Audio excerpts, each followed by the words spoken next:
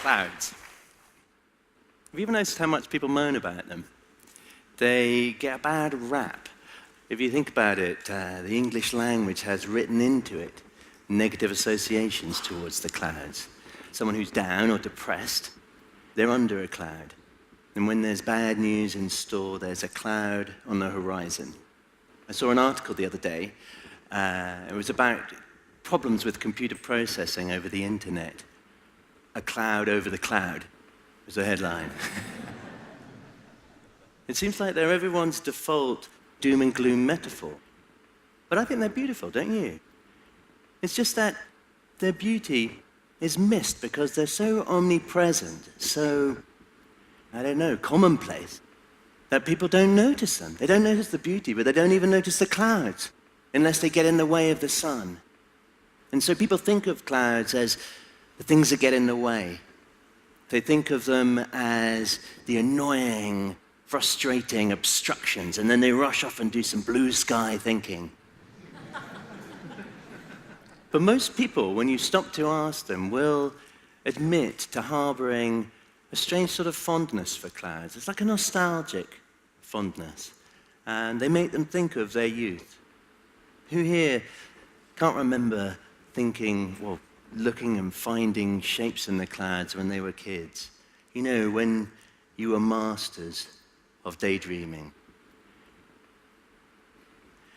Aristophanes, the ancient Greek playwright, he described the clouds as the patron goddesses of idle fellows 2,500 years ago. And you can see what he means. It's just that these days, us adults seem reluctant to allow ourselves the indulgence of just allowing our imaginations to drift along in the breeze. And I think that's a pity. I think we should perhaps do a bit more of it. I think we should be a bit more willing, perhaps, to look at the beautiful sight of the sunlight bursting out from behind the clouds and go, wait a minute, there's two cats dancing the salsa. Or seeing the big... Or seeing the big white puffy one up there over the shopping center looks like the abominable snowman going to rob a bank. Perhaps you're having a moment of existential angst. You know, you're thinking about your own mortality, and there on the horizon, it's the Grim Reaper. But one thing I do know is this. The bad press that clouds get is totally unfair. I think we should stand up for them, which is why a few years ago I started the Cloud Appreciation Society.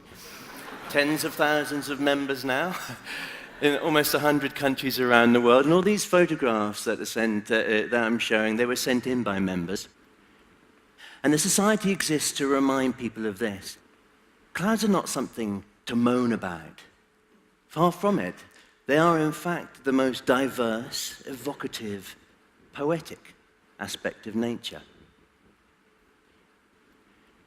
I think if you live with your head in the clouds every now and then, it helps you keep your feet on the ground.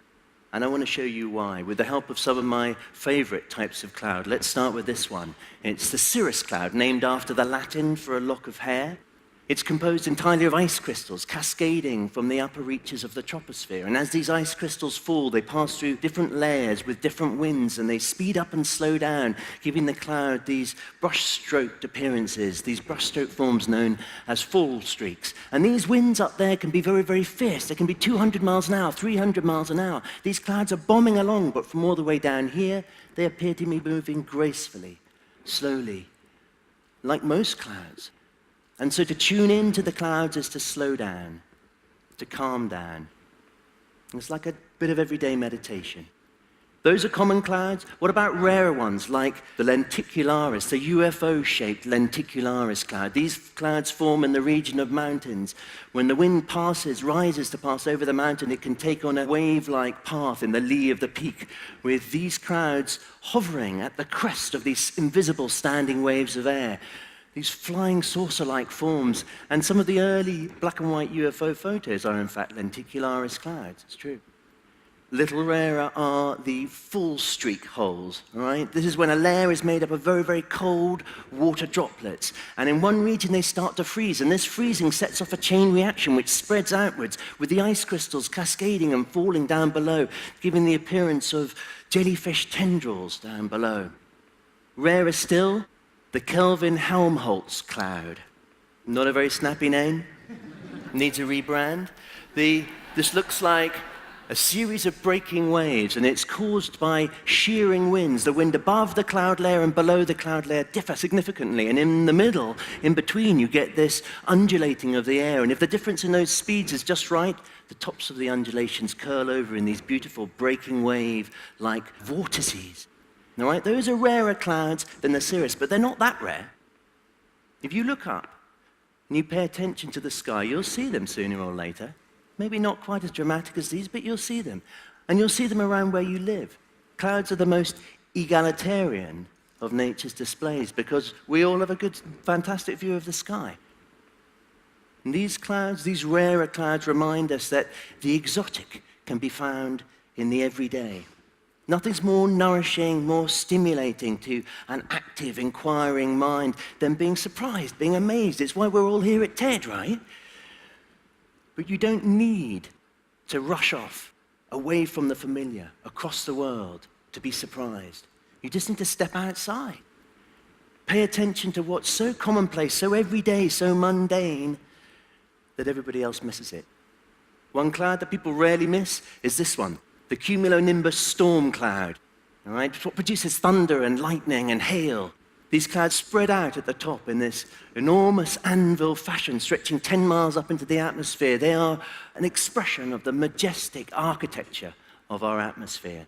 But from down below, they are the embodiment of the powerful elemental force and power that drives our atmosphere. To be there is to be connected in the driving rain and the hail, to feel connected to our atmosphere. It's to be reminded that we are creatures that inhabit this ocean of air. We don't live beneath the sky, we live within it.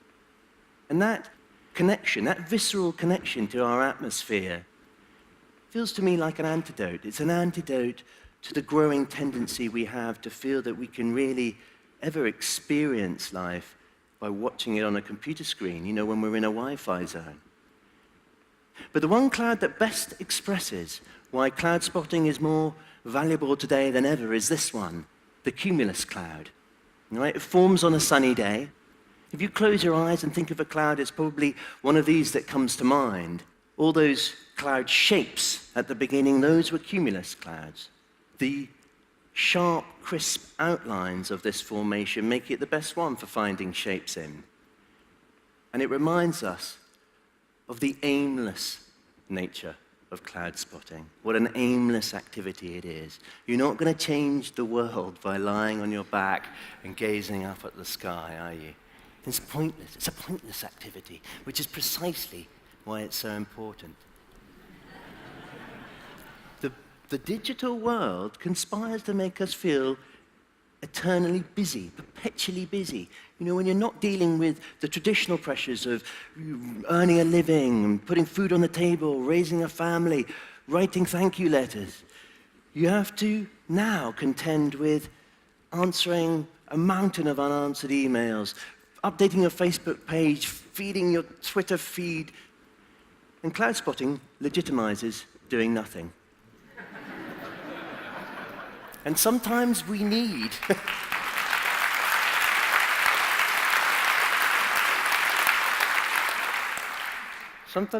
excuses to do nothing.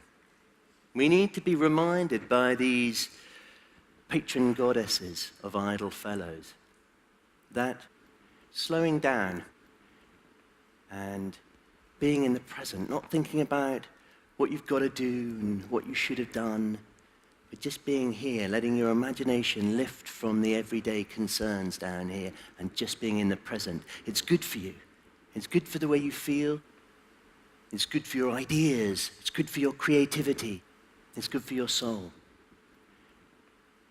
So keep looking up. Marvel at the ephemeral beauty. And always remember to live life with your head in the clouds. Thank you very much.